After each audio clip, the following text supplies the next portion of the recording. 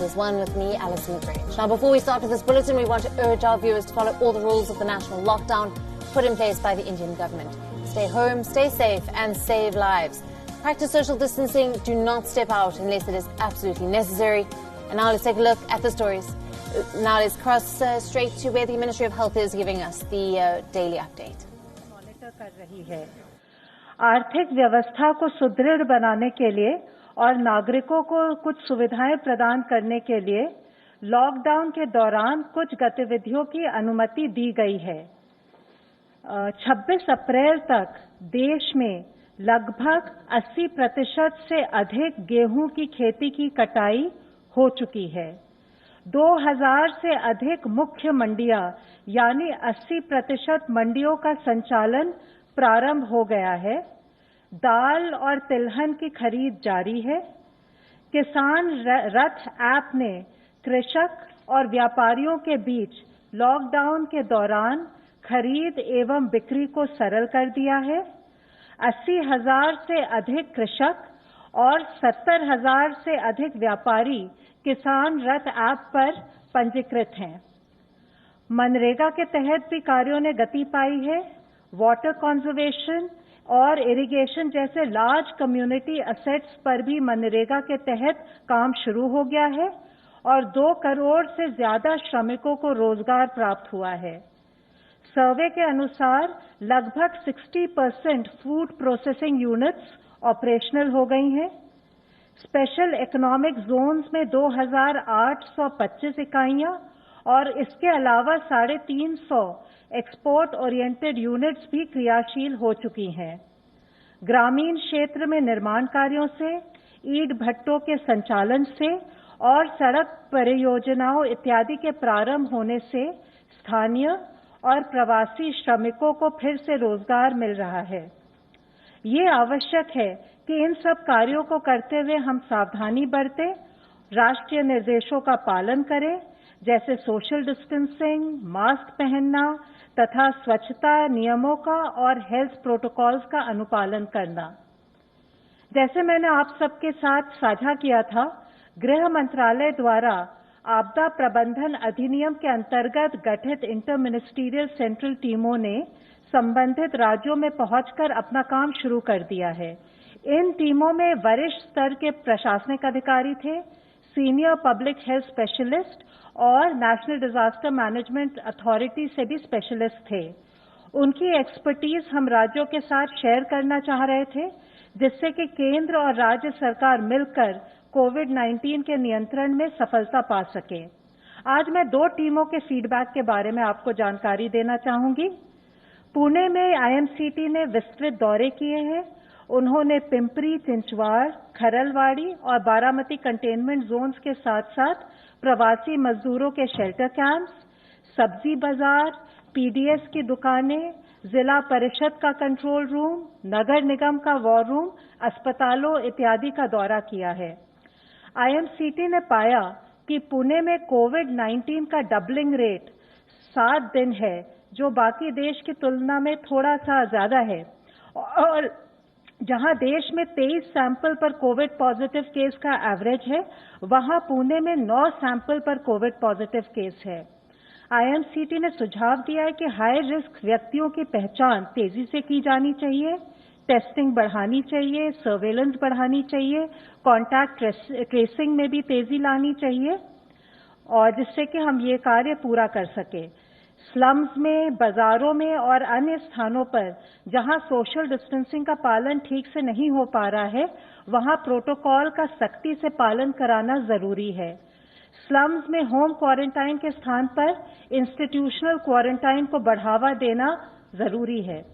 Doctors और अन्य paramedic staff, police अधिकारी, आवश्यक वस्तुएं और सेवाएं उपलब्ध कराने वाले दुकानदार और फल सब्जी के विक्रेता में भी कई लोग के कोविड पॉजिटिव पाए गए हैं। ये चिंताजनक है, क्योंकि ये लोग प्रतिदिन बहुत से लोगों से संपर्क में आते हैं। आईएमसीटी ने सुझाव दिया कि इन वर्गों में प्रोटोकॉल्स का अनुपालन सुनिश्चित किया जाए, ताकि वे अनजाने में ही कोविड संक्रमण के कैरियर या सोर्स ना बने और स्वयं की भी सुरक्षा कर पाए। आईएमसीटी ने महाराष्ट्र के माननीय मुख्यमंत्री जी, राज्य के गृह मंत्री जी एवं वरिष्ठ अधिकारियों के साथ भी वीसी पर विचार विमर्श किया। अब मैं आपको जयपुर की आईएमसीटी के बारे में बताऊंगी। जयपुर की आईएमसीटी ने पिछले कुछ दिनों में डिस्ट्रिक्ट के hospitals, quarantine centres, containment zones और मजदूरों के लिए स्थापित रिलीफ कैंप्स का भी दौरा किया।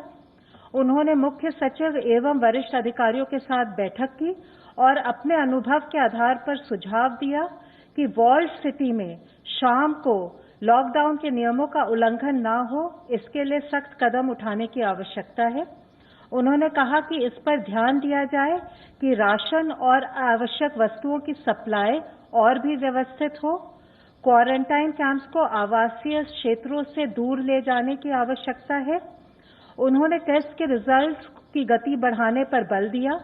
उन्होंने ये भी सुझाव दिया कि गैर कोविड अस्पतालों की भी पहचान की जाए ताकि लोगों को अन्य चिकित्सा सेवाओं की सुविधा मिल सके।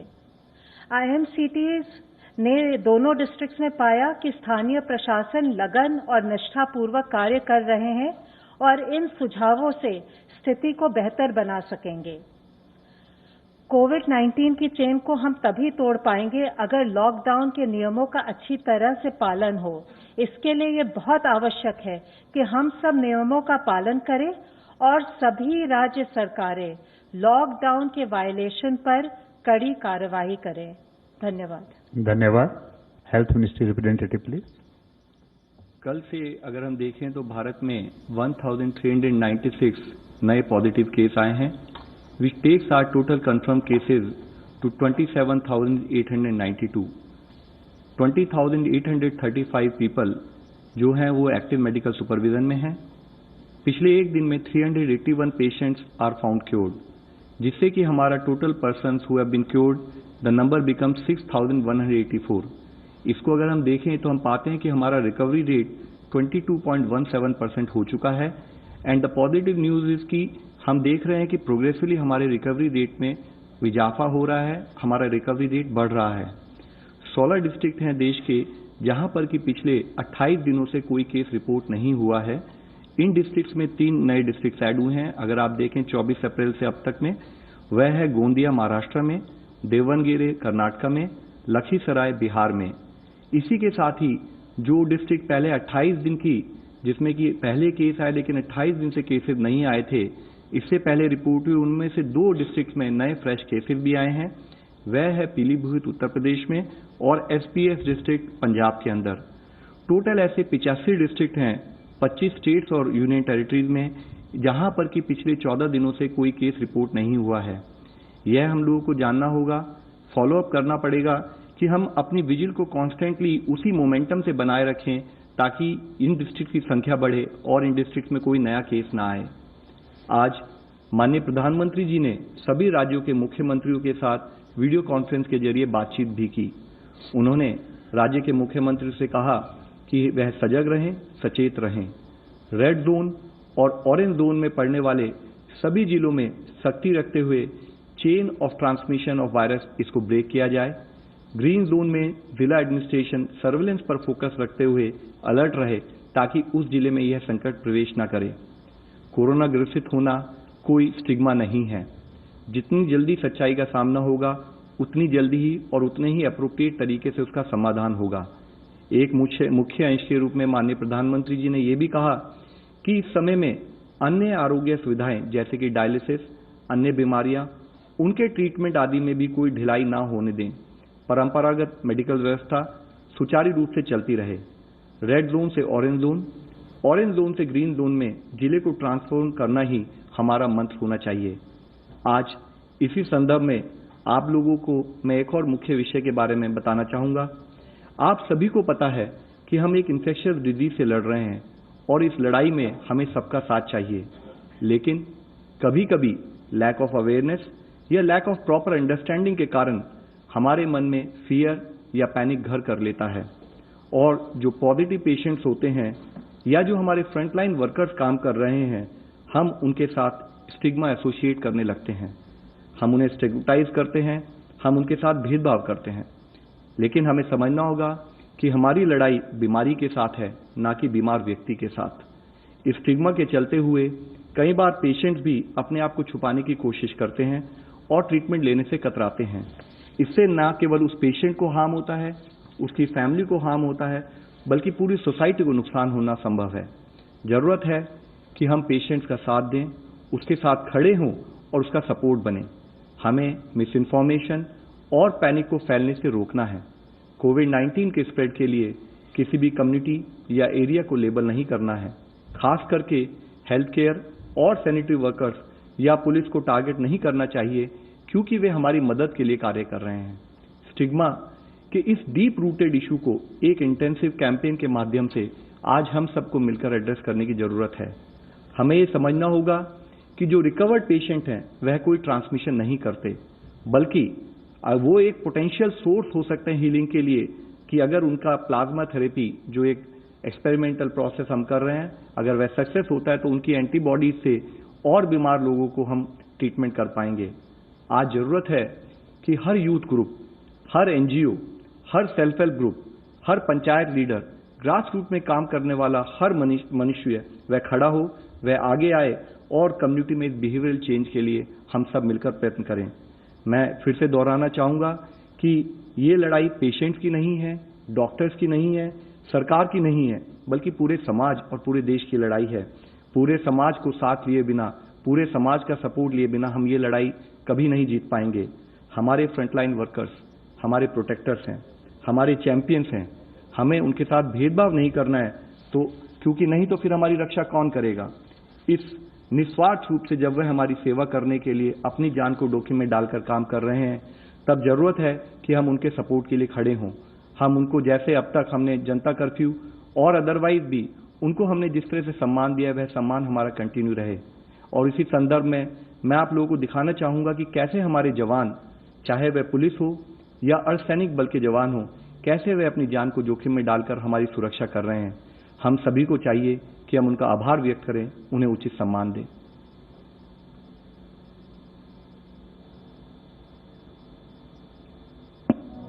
मुश्किल कितनी भी गहरी हो, डरना हमें जचा नहीं।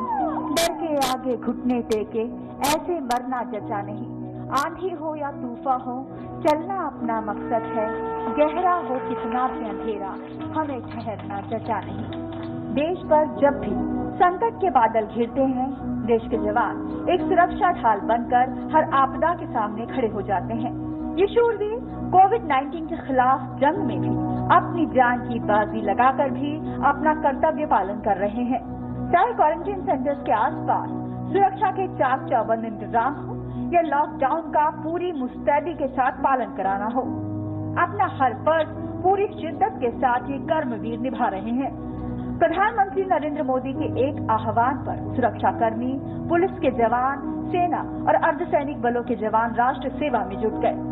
कोरोना संक्रमण से बचने के लिए मास्क की जरूरत हर जगह पड़ रही है। ये जनसेवक न केवल खुद मास्क मुहैया करा रहे हैं, बल्कि कई जगह तो खुद पुलिसकर्मी इन्हें बना रहे हैं। न केवल जरूरी चीजें मुहैया कराने में और सुरक्षा व्यवस्था को मुस्तैद बनाने में इन पुलिसकर्मियों और जवानों ने मिसाल पेश की है, बल्कि उससे भी एक कदम आगे जाकर कई पुलिसकर्मी इंसानियत की मिसाल पेश कर रहे हैं। फिर वो चाहे लॉकडाउन में किसी मासूम बच्चे के लिए जन्मदिन पर शुभकामना संदेश भेजना हो या फिर गीत गाकर लोगों की हौसला अफजाई करनी हो। इंदौर के पास राव में 13 साल की स्नेहा अपने जन्मदिन पर अकेला महसूस कर रही थी। स्नेहा ने पुलिस कंट्रोल रूम फोन किया। इसकी जानकारी फ्लैग मार्च कर रहे 10 जवानों को लगी तो वे उसका जन्मदिन मनाने के लिए उसके घर ही पहुंच गए। उन्होंने सोशल डिस्टेंसिंग का पालन करते हुए उसके साथ केक काटा और स्नेहा को शुभकामना संदेश भी दिए। हमेशा मैं अपना बर्थडे मेरे घर परिवार के साथ बनाती हूँ, तो मैंने एक बार राव थाने पुलिस को फोन किया और वो मेरे एक बार बुलाने पे यहाँ आए और मेरा जन्मदिन उन्होंने बहुत यादगार बनाया, इसलिए मैं उनको थैंक्स कहना चाहती हूँ। वहाँ सोशल डिस्टेंस बनाते हुए पहुँचे, टीम पहुँची हमारी, और टीम ने बच्चों को प्रोत्साहित करते हुए बर्थडे सेलिब्रेट किया। सामाजिक चेतना लाने में भी ये जन प्रहरी पीछे नहीं है। कुछ दिन पहले ही दिल्ली में सीआरपीएफ के जवानों ने लोगों को रक्तदान के लिए प्रेरित करने के लिए एक जागरूकता शिविर का आयोजन किया। नागपुर में पुलिसकर्मी एफजी यानी पुतलों के जरिए लोगों को कोरोना संक्रमण से बचने का संदेश दे रहे हैं। वहीं महाराष्ट्र के एक पुलिसकर्मी ने कर्तव्य निष्ठा की नजीर पेश की है। महाराष्ट्र के जालना जिले से करीब 50 किलोमीटर दूर हेलस गांव में एक पुलिस निरीक्षक ने चालक के नहीं आने पर खुद ही ग्राम पंचायत का ट्रैक्टर चलाकर गांव में दवा का छिड़काव किया और गांव सैनिटाइज कर कोविड-19 को खत्म करने में अनोखी प्रतिबद्धता दिखाई। चंडीगढ़ में सीआरपीएफ के जवान जरूरतमंद परिवारों को खुद खाना बनाकर खाद्य सामग्री उपलब्ध करा रहे हैं। कोरोना संकट के समय पुलिसकर्मियों ने मानवता की मिसाल पेश की है, फिर वो चाहे गर्भवती स्त्रियों को ठीक वक्त पर अस्पताल पहुंचाना हो, दूर दराज के इलाकों में जरूरतमंद औरतों को सैनिटरी नैपकिन उपलब्ध कराना हो।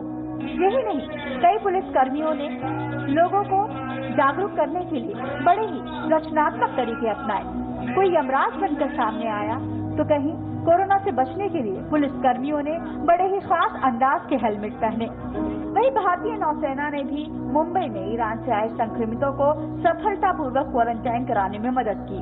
उनकी हर जरूरत का बेहतर ढंग से इंतजाम किया ताकि उनका हौसला न टूटे। साफ है, पुलिस फोर्स, सेना और अर्धसैनिक बलों के जवान कोरोना वॉरियर्स बनकर भी अपना फर्ज पूरी निष्ठा के साथ निभा रहे हैं। ये रात दिन अपनी जान जोखिम में डाल रहे हैं ताकि हम सुरक्षित रहें, हम महफूज रहें। इन महान शूरवीरों को देश का नमन। आज जरूरत है कि हम फिजिकल डिस्टेंसिंग का पालन करें ताकि हम अपने आप को बचा सकें, अपने पेरेंट्स को बचा सकें, अपने ग्रैंड पेरेंट्स को बचा सकें।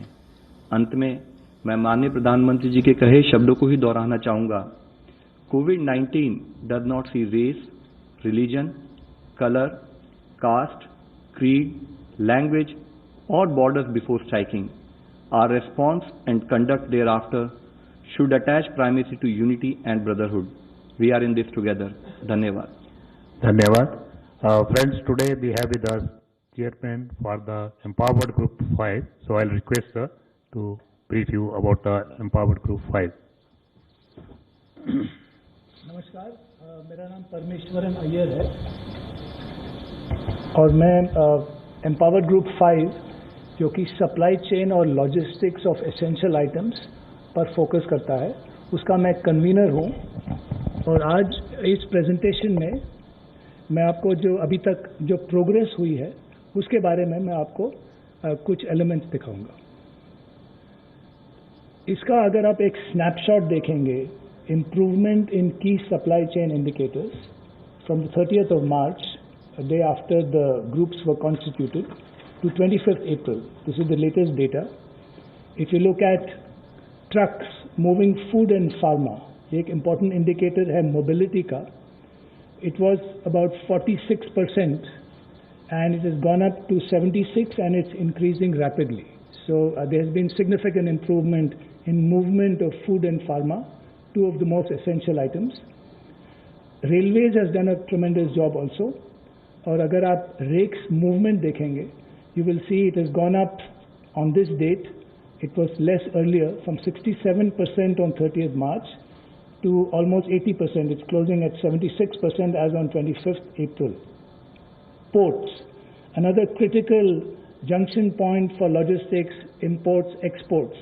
Percentage of traffic handled by ports was at about 70% on 30th March. And in fact, it had gone up even higher, so it's fluctuating between 87 and 90%. So it's almost back to normal. On mandis, which are major places where trade of agricultural produce takes place, it was about 61% on 30th March, and it's almost 80% now. So this is giving you a snapshot of the significant progress made on essential supply chain items. This is just a quick snapshot of what does the empowered group focus on. हमारा जो group है, एक तो जो policy और implementation bottlenecks हैं, उनको ease करना, troubleshoot करना, और जितने भी line departments हैं, चाहे वो railways हो, ports, traffic, mandis, food processing, we work very closely with them and the Ministry of Home Affairs. We also consult with stakeholders from outside, industry, food, pharma, transporters, wholesalers, retailers and mandis. We try to cover all the key stakeholders. उनसे हम consult करते हैं, उनके opinions लेते हैं, and then we factor that into recommendations which we make. specific bottlenecks को troubleshoot करना. This is also very important. जैसे नासिक में the onion mandi had a problem when one person was tested positive. So we worked with Maharashtra government, with Agriculture Ministry, and then alternative arrangements were made. And then tracking key indicators, जैसे मैंने अभी आपको दिखाया, और disseminating of best practices of supply warriors. अभी love ने police के बारे में एक आपको अच्छा वीडियो दिखाया. There are a number of supply and corona warriors, चाहे वो postal department के हों, truck drivers हों, unloaders हों, ordinary people who are performing extraordinary work. उनके stories हम share करते हैं and other states listen and learn from those stories. These are some specific examples which have been done over this period to ease the supply chain of essential items. These are examples जो कि हम Home Ministry के साथ बहुत ही closely coordinate करते हैं. Movement of vehicles. Very early Home Ministry made it clear there was no difference in movement between essential and non-essential. दूसरा बहुत ही important step Home Ministry ने लिया था कि truck driver के लिए आपको केवल driving license दिखाना है. You don't need to show any pass. Plus 2 others will be allowed. Empty trucks were also allowed because there was some issue initially कि empty truck लौट रहा है. Is there a problem? That was also allowed. Movement of workers and truck drivers. This was a major issue in the initial days. So movement of labor to and from residence is allowed with a pass, and railway, airport, seaport and customs can issue passes themselves in consultation with the local authorities. So these have been progressively relaxed, and despite the lockdown, all these are examples of specific relaxations which have enabled the supply chain and logistics sector. Distribution and availability of food. So farming operations have of course allowed, including rabi harvesting. Post 20th April, as you can see, as per the guidelines issued by MHA, again the supply chain was supported through softer elements.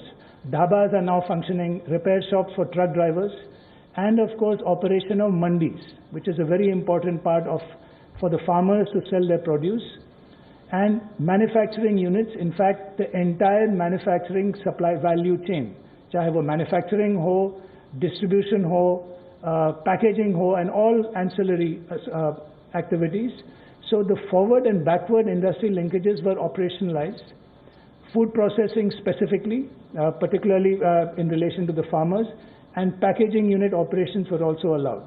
So progressively, despite the lockdown conditions, the supply chain started increasing very consistently and has made good progress.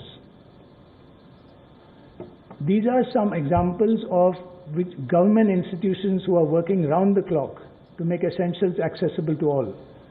As all of you know, Honorable Prime Minister also mentioned many of these in his Mann Ki Baat address on Sunday. You take parcel trains by the railways. This has been a very, very successful operation at great effort by the railways. So 109 timetable parcel trains over 58 routes are running by the railways. They're carrying more than 400 rakes day and night, carrying food grains and other essential items. The IRCTC is serving 2.5 lakh meals, and they are willing to take this up even further across all 4 railway zones. 392 Lifeline Udan flights by the airlines are carrying 700 plus metric tons of essential cargo operated till date, and this is continuing. They are operating nationally and internationally for the supply chain. Medicines, 100 plus metric tons of medicines have been delivered by India Post. They're also taking food packets, and payment and DBT worth over 730 crores have been made by India Post. These are only some of the examples which many of the institutions are carrying out, but there's been a phenomenal effort at all levels of the supply chain operation. और ये हमारे जो stories from the ground हैं, उनके कुछ examples. Telangana में 8 Anganwadi teachers, they formed a community kitchen and are feeding migrants. There's a huge effort going on feeding the migrant workers. I'll come to that in my next slide. If you look at Jharkhand, a state livelihood promotion society is ensuring the supply of fresh vegetables to doorstep. In fact, Ahmedabad started a vegetable on wheels where the municipal corporation started delivering food to doorstep as well, which became a best practice example. And the Indian Air Force, an example of Operation Sanjeevani. which is an 18-hour operation where it airlifted 6.2 tons of essential medicines and consumables with its C-30 Hercules transport aircraft and took it all the way to the Maldives. They're operating also to remote areas like Ladakh as well. Some of the key supply chain indicators I want to come back to, and the indicators जो food supply से related हैं, they are seeing a consistent positive trend. If you look at prices of top, tomato, onion and potato, they have been largely stable during the lockdown. If you look at Pradhan Mantri Garib Kalyan Yojana and the National Food Security Act, under which 5 kilograms of wheat and rice and 1 kilo pulses have been distributed on a large scale. About 85 lakh metric tons are allocated per month for a total of 70 crore beneficiaries. This has been done. Cooked meals, this is extremely important, largely due to government and NGO partners and industry. This is a huge effort. आप देखेंगे कि 1.5 करोड़ लोगों को daily cooked meals दिया जा रहा है. And this has been going on for a long time, for the last month or so plus. So this has been a huge effort, a collaboration between government, between the NGOs, the private sector. Every district has a nodal officer to coordinate with NGOs. एक district का nodal NGO भी है, and they are fulfilling this task as per the requirement on a daily basis. If you look at supply of milk and LPG cylinders, this is almost the same as pre-lockdown levels. So there's been very little disruption. In fact, they have met all their targets. So finally, I just wanted to show you एक portal हमारे Empowered Group is operating together with Agriculture Department, which is a platform for supply of excess produce. So we have very close coordination with the resident commissioners of all state governments. उनके साथ हम बराबर मिलते रहते हैं through video conferencing. उनके requirements हम troubleshoot करते हैं. And wherever they have states which are supplying, जैसे Telangana, Andhra supplying mangoes, we are connecting them with states which will purchase them. There were mandis as well, which were, which were troubleshooted. For example, the Nashik mandi, Azadpur mandi is now running on a 24/7 basis. So in addition to that, we are also connecting supplying states with buying states. So these are just some examples of the work we are doing with state governments and other departments and private people. And the supply chain and logistics chain has been well maintained. I think significant progress has been made by all the stakeholders. I just wanted to share these details with you. Thank you.